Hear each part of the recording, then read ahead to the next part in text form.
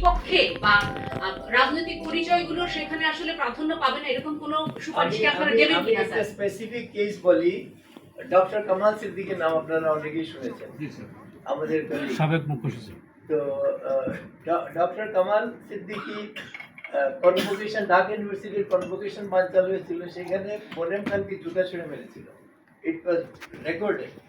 তো সে যখন পরীক্ষা দিয়ে সিভিল সার্ভিস পেল, তখন সবাই মিলে বলেছে যে আমাদের ইস্ট পাকিস্তানে একটা কোটা চলে যাবে যদি ওকে না দেওয়া হয়। সেই মোনেম খানই কিন্তু তাকে পুলিশ ক্লিয়ারেন্স দিয়েছিলেন যাওয়ার জন্য, টু জয়েন দি সার্ভিস। আমি I hope Kamal Siddique will not mind, আমি তো বলেছি পাবলিকলি, এটা please don't mention it, but আমি জিনিসটা বললাম, please don't write it. Thank you sir. আমি স্যার এই নিরারিক কোশ্চেন বাকিটা যেটা বলতে চাচ্ছি যে আমরা এগুলো সরাসরি আসলে আজকে এটা 23 নম্বর কমিশন বাংলাদেশ হওয়ার পর, এবং আজকে মোহিত স্যারের নেতৃত্বে আমরা এই কমিশন করছি। এর আগেও একটা মোহিত কমিশন ছিল।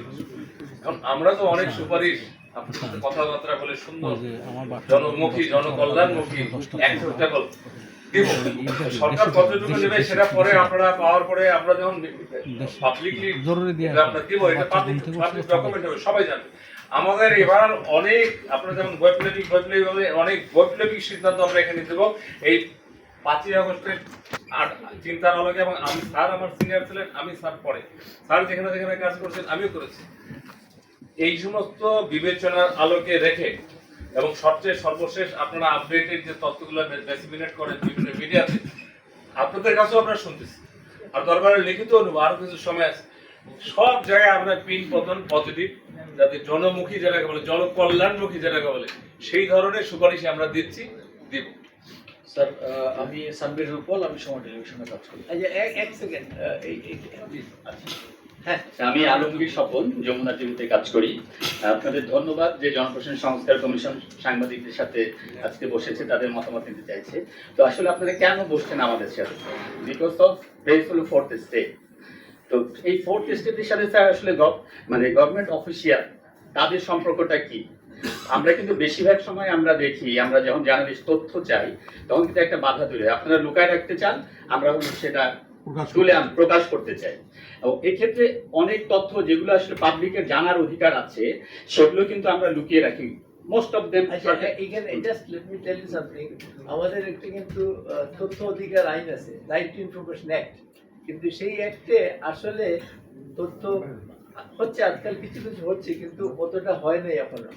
কাজেই শুধু টপ সিক্রেট, রাষ্ট্রীয় কারণে সিক্রেট রাখতেই হবে, এই ধরনের জিনিস ছাড়া বাকি জিনিস আর রাখা যাবে না। আমরা এই তথ্য অধিকার আইনটাকে অত্যন্ত গুরুত্ব দিচ্ছি, এবং তথ্য অধিকার আইনের অধীনে আপনার একজন চিফ ইনফরমেশন অফিসার সামথিং ঢাকায়, কমিশনার ঢাকায় বসে থাকতেন, আর কোথাও কোনো লোক নেই। আমরা এটা ডেফিনেটলি রিকমেন্ড করবো যে এটা প্রত্যেক ডিস্ট্রিক্টে একজন অফিসার থাকতে হবে, আর ডিভিশন লেভেলে একজন থাকতে হবে যিনি এই কোনোটা কেউ অন্যায়ভাবে তথ্য না দিলে যেন উনি এটা নিষ্পত্তি করতে পারেন। সেন্ট্রাল লেভেলে থাকবে শুধুমাত্র, ওখানেও যদি না হয়, এটা আমরা একেবারে শক্তভাবে এবং আইনেরও একটা সংশোধনী আমরা দেবো ইনশাল্লাহ, যাতে করে এই জিনিসগুলো করা যায়। এটা তো স্যার তথ্য অধিকার আইন গেল, এবং অনেক সাংবাদিক স্যার তথ্য অধিকার আইনটা ব্যবহার করে অনেক অনুসন্ধানের রিপোর্ট করেছে। কিন্তু তথ্য অধিকার আইনের যেটা সমস্যা, আমরা প্রতিদিনই তো রিপোর্ট করি স্যার, তো আমাদের প্রতিদিনই কিন্তু তথ্য দরকার হয়। তো তথ্য অধিকার আইনে কিন্তু 15 দিন, মানে সর্বনিম্ন কিন্তু 15 দিনের সময়, আবার 1 মাস 1.5 মাস 2 মাসও আছে, একেবারে যদি সেন্ট্রালে আসতে হয় সেটা কিন্তু অন্য বিষয় স্যার। কিন্তু প্রতিদিন আমাদের যে তথ্যগুলো দরকার হয় সেই ক্ষেত্রে যে সম্পর্কের যে জায়গাটা, এখন যদি আমরা সচিবালয় ধরি, এখানে সর্বোচ্চ মন্ত্রী পরিষদ সচিবের কথাই আমরা বলি।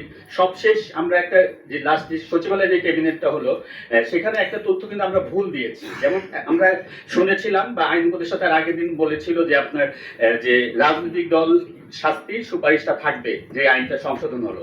আমরা মন্ত্রিপরিষদ সচিবকে আমরা জিজ্ঞেস করলাম যে এটা কি থাকছে কিনা, তখন উনি বললেন এটা টেবিলে উঠেছে। সবে আমরা ভেবেছি ওটা মনে হয় যুক্ত হয়েছে এই অধ্যাদেশে, কিন্তু আমাদের যদি ক্লিয়ার করতো যে না এটা ওঠে না, তাহলে কিন্তু আমাদের কিন্তু 5টা নিউজ বা 6টা নিউজে কিন্তু আমাদের ভুল ইনফরমেশন গেছে স্যার। এরকম আরেকটা আরো উদাহরণ দিই স্যার, যেরকম যে মন্ত্রী পরিষদ বা উপদেষ্টা পরিষদ যে গঠন হচ্ছে, তো কালকে শপথ হবে, শপথ কয়টায় হবে, এই তথ্যটা তো জানার অধিকার আছে, আপনারা যে সিদ্ধান্ত নিয়েছেন এই তথ্যটাও কিন্তু আমরা ক্যাবিনেট সচিবের কাছে জানতে পাচ্ছি না আর কি। গত দুইটা আমরা 7 জানুয়ারি পরে যে সরকার হয়েছিল, এটার ব্যাপারে আপনাকে আমি বলি, আপনারা জানেন যে 2001-এ আমি উপদেষ্টা ছিলাম। তো আমি যখন খবর পেলাম আমাকে জানানো হলো, তা আমি ফোন করলাম ডক্টর আকবর আলী খান, আমার ব্যাচমেট, আমার বন্ধু, আমরা একসঙ্গে ঢাকা বিশ্ববিদ্যালয়ে পড়াশোনা করেছি, অ্যাসেম্বলি ছিলাম। তো আমি তাকে ফোন করলাম যে একবার এরকম আমি খবর পেলাম, আমাকে বলা হলো যে আমি কালকে শপথ নিতে হবে, আর কে কে হবে।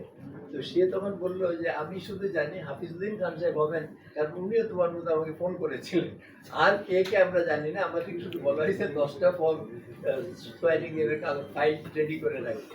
আসলে ক্যাবিনেট সেক্রেটারি না জানলে তার পক্ষে বলা না সম্ভব স্যার, আমি ওটা বলছি না। আরেকটা হলো ক্যাবিনেট ডিসিশন যখন হয়, ক্যাবিনেটের এটা till it is approved by the appropriate authority, এখন যেমন চিফ অ্যাডভাইজার অ্যাপ্রুভ করতেন, ওইটা অ্যাপ্রুভাল না হওয়া পর্যন্ত cabinet division is not, it does not have the power to disclose it. আমি স্যার অ্যাপ্রুভাল হওয়ার পরে